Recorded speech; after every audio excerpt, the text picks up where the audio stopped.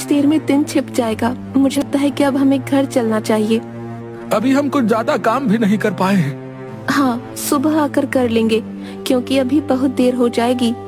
खेत में पानी की बहुत जरूरत है। तुम घर चलो, मैं आता हूँ। तभी वहाँ धनीराम ध्यानचंद के साथ फिर से आ गया।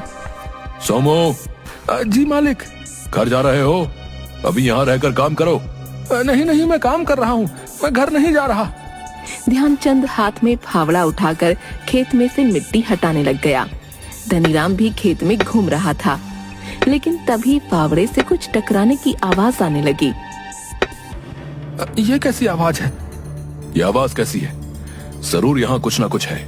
मालिक, ये एक मटका है। क्या सच में यहाँ एक मटका है? जी मालिक, अभी निकालता हूँ। हाँ, जल्दी निकालो बाहर। सोमू ने मटका बाहर निकाला। धनीराम ने मटका लिया और खुशी से नाचने लगा। वाह वाह, बहुत अच्छा, बहुत अच्छा। एक और मटका। अब मैं अमीर हो गया। मेरे पास बहुत सारा धन दौलत हो गया। ये मटका मुझे मिला है तो ये मेरा हुआ ना? इस नगर में हर किसान के खेत पर धनीराम का हक है, समझे? ये मटका मेरा है। मेरा खेत में मिला है तो आप इसे नहीं ले सकते। ये नगर मेरा है और मंत्री जी मेरे मित्र हैं, इसलिए अपना मुंह बंद रखो, नहीं तो मैं मंत्री जी को ये मटका दे दूंगा और तुम्हें कारागार में बंद करवा दूंगा। मालिक, ये मटका मुझे दे दो, मैं गरीब आदमी हूँ। इस मटके से मेरे परिवार का भला हो जाएगा। नहीं, मैं ये मटका तुम्हें नहीं दूंगा। सोमू और मालती उदास होकर अपने घर चले गए।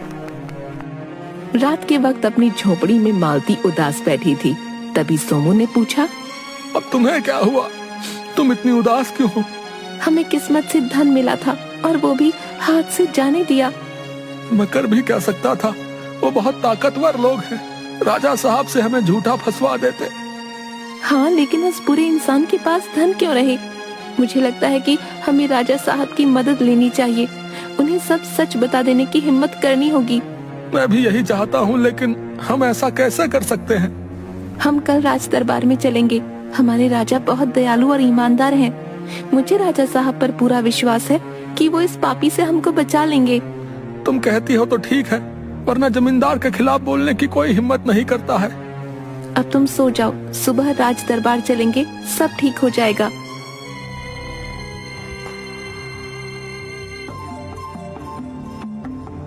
राजा विक्रम सिंह का दरबार लगा हुआ था। वहाँ सभी उपस्थित हुए। तभी मंत्री ने सभी से कहा, कहिए, कौन क्या क्या समस्या लेकर आया है? मंत्री जी, हम भी एक समस्या लेकर आए हैं।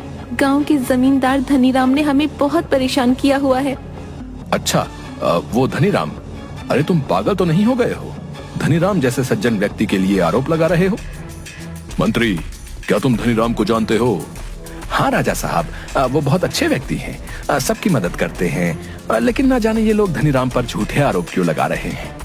मंत्री, तुमने आरोप सुने भी नहीं है और पीड़ित को पहले ही चुप करा दिया। राजा विक्रम सिंह के दरबार में सबको न्याय लेने का अधिकार है। माफी चाहता हूँ राजा साहब, लेकिन बोलो, तुम्हें क्या कहना है? राजा साहब, मैं और मेरी पत्नी खेत में काम करते हैं, लेकिन धनीराम आकर आधी फसल ले जाता है। और हद तो तब हो गई जब मुझे सोने से भरा एक मटका मेरे खेत में मिला और उसे भी धनीराम ले गया। इतना सुनकर मंत्री के होश उड़ गए। राजा ने मंत्री की तरफ देखा और कहा, मंत्री, शायद चोर मिल गया है, धनीराम को तुरंत पेश करवाओ। महाराज, ये गरीब लोग हैं, ये कुछ भी बोलते हैं, आप इनकी बातों में मत आइए।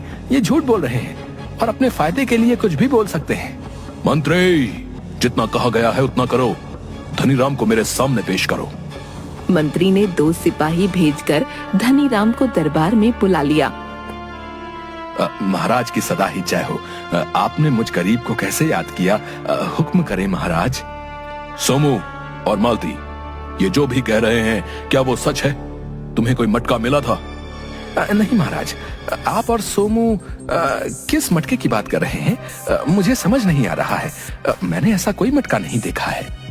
जमींदार साहब, सच बोलिए ना कि आपने मटका देखा नहीं बल्कि छीना है।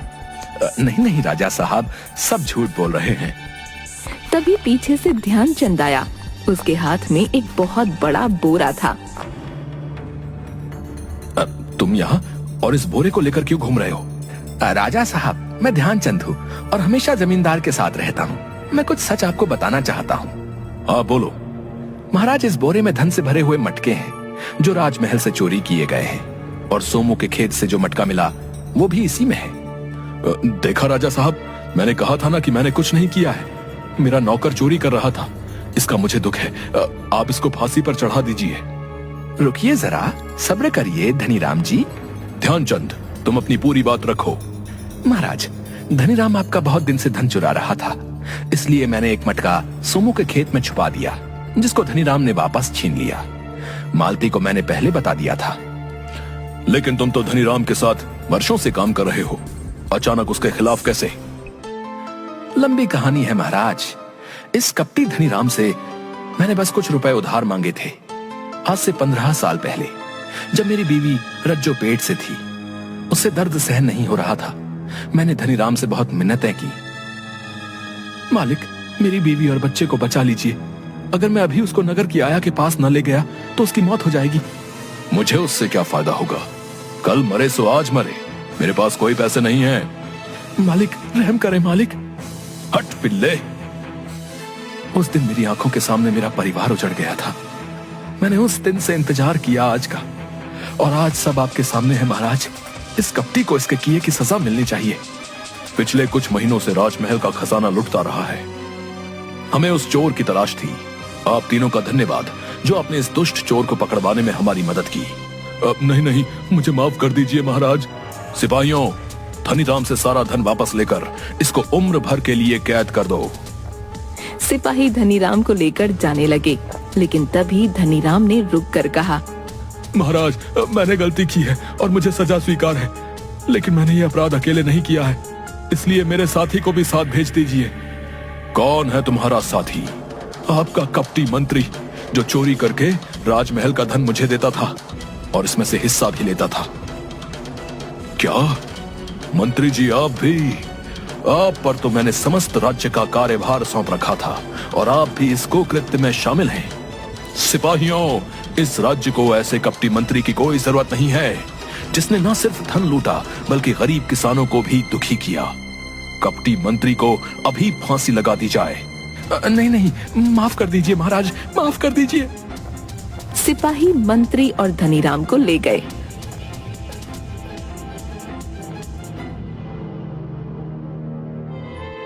राजा ने सोमू, मालती और ध्यानचंद को इनाम दिया और राज दरबार में नौकरी भी दे दी।